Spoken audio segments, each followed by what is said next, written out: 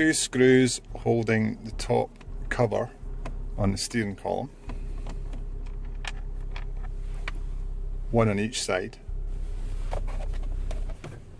So drop the wheel to its lowest point.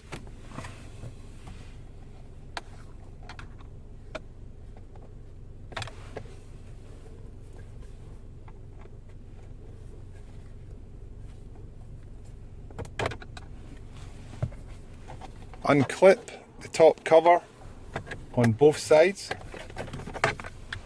and lift off.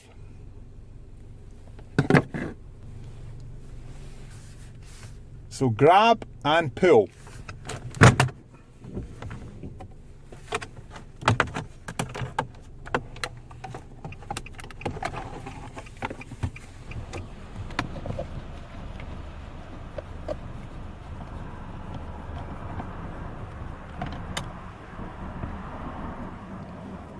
Two screws,